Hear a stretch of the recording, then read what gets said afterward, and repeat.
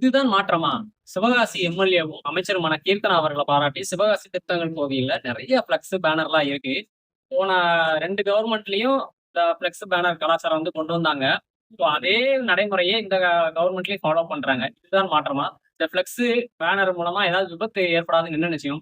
சரி, விபத்து ஏற்படாது அப்படியே வச்சுக்கலாம். ஆனா அந்த கல்ச்சர் அப்படியே ஃபாலோ பண்றாங்கல்ல.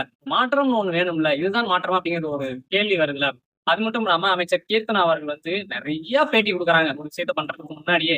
பேட்டி அரசியலை விட்டுட்டு போட்டி அரசியல் பண்ணுங்க அப்படிங்கிறத நான் கேட்கிறேன். ஏன் அப்படின்னா சிவகாசிலேயே நிறைய பிரச்சனைகள் இருக்கு. இப்போ உங்ககிட்ட பேட்டி கேட்க வர்றாங்கன்னா உங்க இடத்துல நான் இருந்தேன்னா நான் என்ன சொல்லுவேன் அப்படின்னா, இல்லங்க இப்போதைக்கு பேட்டி வேணாம். ஏன்னா எலெக்ஷனுக்கு முன்னாடி வரைக்குமே நான் யாருன்னு சிவகாசி மக்களுக்கே தெரியாது, விருதுநகர் மாவட்டத்துக்கே தெரியாது. நான் ஜெயிச்சதுக்கு காரணமே விஜய் அவர்கள் முகத்தை பார்த்து முகத்துக்காக மக்கள் ஓட்டு போட்டு என்னை ஜெயிக்க வச்சிருக்காங்க.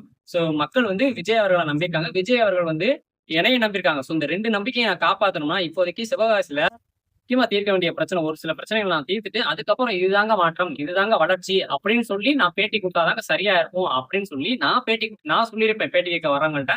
சோ அதை நீங்க சொல்லிக்கணும் அப்படிங்கறத நான் கேட்கிறேன். ஏன்னா சிவகாசியில இன்னும் நிறைய பிரச்சனைகள் இருக்கு.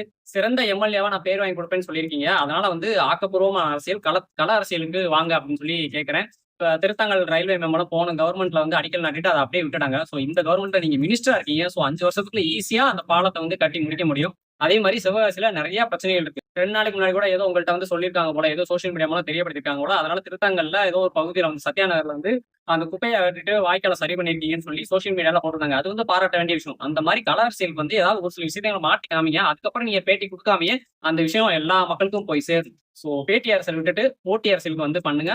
ஆக்கப்பூர்வமா ஏதாவது பண்ணுங்க அப்படிங்கறதா என்னோட வேண்டுகோள். சோ சிவகாசி மக்கள் சார்பாக சிவகாசி காரனா உங்கள் பணி சிறக்க என்னுடைய வாழ்த்துக்கள். நாங்காலி நாங்காலி